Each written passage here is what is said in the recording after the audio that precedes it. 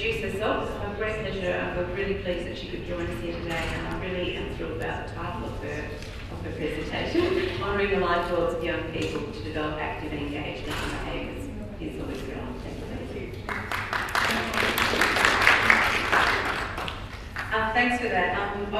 I move around a bit, so hopefully I'll project my voice. I think as most people, we've been suffering colds and things, so I'm just at the tail end of the cold, so hopefully my voice holds out. But anyway, thank you. I feel very honoured to be amongst amazing professionals and colleagues. I've been working in education for 15 years. As a teacher, working in training organisations. My last roles have been working in professional learning, working with a particular training associate, getting briefed on some of his work, especially in work called Teachers as Architects, which I'm going to briefly cover. I'm currently the Executive Officer of the ASO Kingston Local Learning and Employment Network, a mouthful. I'm hoping most of you understand the role of names as partnership brokers. Every region has one in Victoria. My most recent gig before that was as Director of Education at the Foundation Beyond Australian Education Foundation. So very much an advocate for public education and broad equitable education. So that's me in a very big nutshell. Usually when I run professional learning, and especially what I'm going to attempt to do today, and I do apologise, my style is not to present. It is actually about engaging colleagues, and I think what I thought was fantastic when I walked in was the collegial, discussions. We do know in this sector we don't have enough of those discussion times, of looking at best practice, of actually being open and honest with each other about what works and what doesn't. Usually what I do is have most of the time goes back to my colleagues where you can actually share your experiences because you are the professionals, you are the ones who work on the ground with young people and are amazing what you do. But what I'd like to do is just first of all apologise because I am going to rush through a few things and I don't like doing that.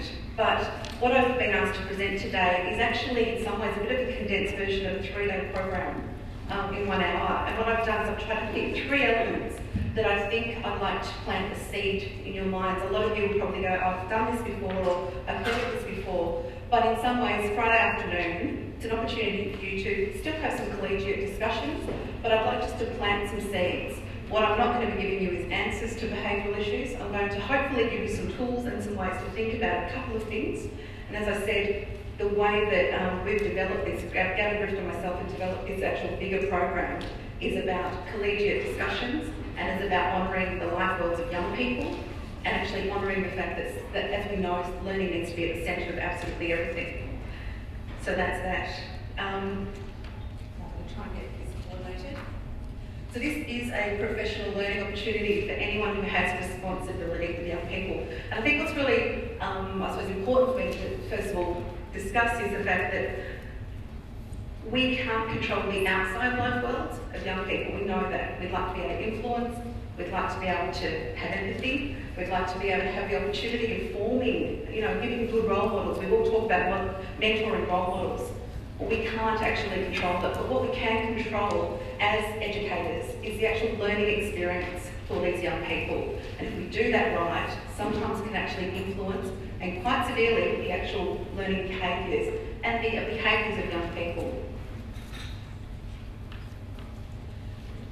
I like a few quotes, and I'm only going to throw a couple of at you today, but in some ways this sort of sits at the heart of what we do. We often fail to remember how much work we do actually fits within a big vision. And the big vision within Australia is what I'm going to point to in a minute. But from a Kofi Annan United Nations, no one is born a good citizen, no nation is born a democracy, rather, both processes that continue to evolve over a lifetime. Young people must be included from birth. A society that cuts itself off from youth severs its lifeline. And this is actually where we sit at the centre. This is by honouring young people and the position they hold within our society. And I know from a VCAR perspective, a lot of what we do is basically trying to connect them to the outer world. If they've lost contact with family, they've lost contact with community and with education, we need to have some sort of connection because that can actually modify some of the behaviours that they demonstrate. And this is also really true too. What we also have to recognise in relation to learning behaviours and as well as the behaviours that they exhibit is the fact that we can't expect that we assess in the same ways. And I love this, you know, to ensure a festival actually you'll get the same test, you must all climb that tree. We know that sometimes this is what we do because it fits in with the system.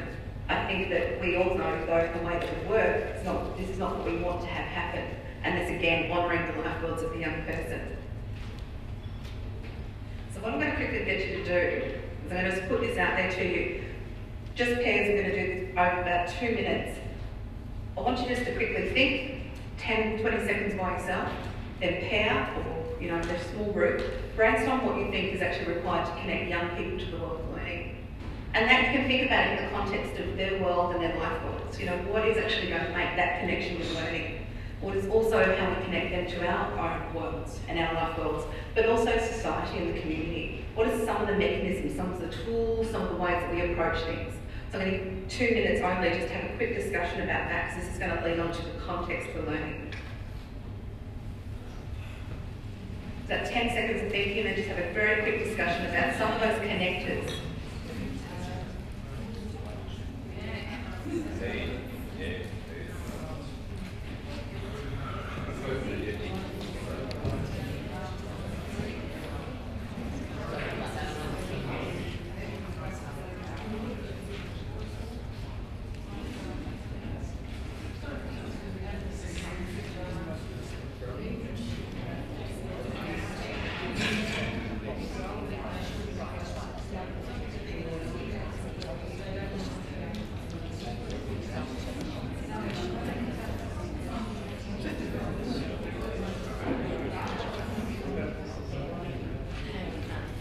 Okay, that's a very quick couple of minutes.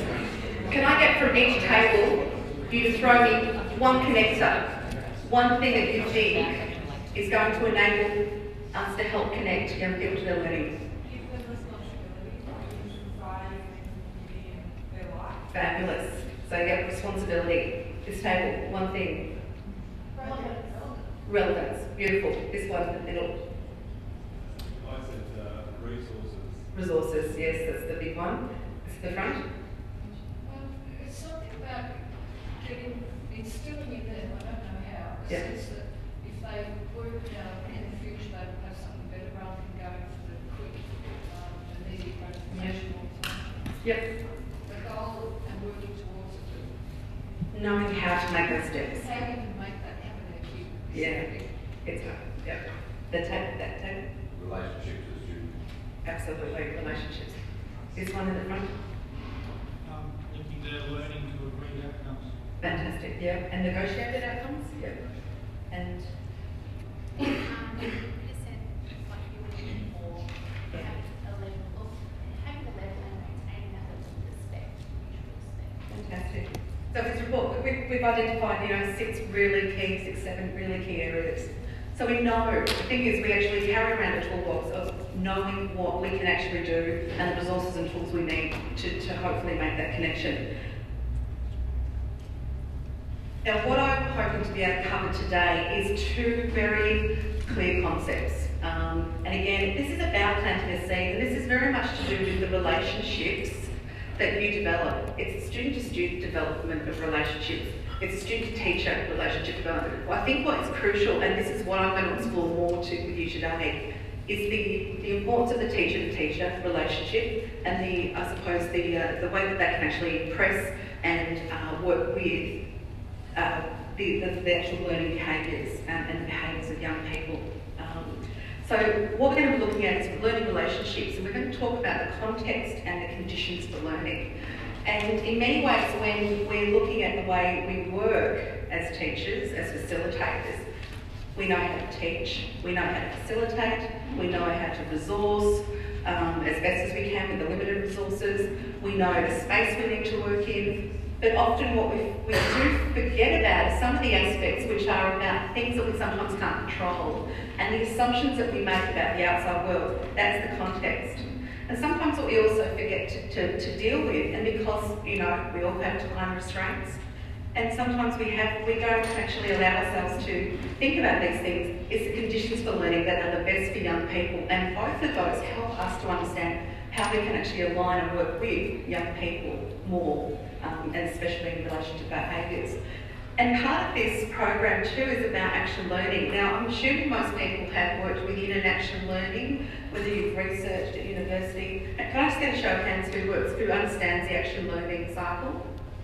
Okay, great. What I'm going to do is I'm going to take you through the very basic model of action learning and how that can really enhance the building blocks of working to really honour the way that young people think, the worlds that they live in, and how we can connect that together. So action learning.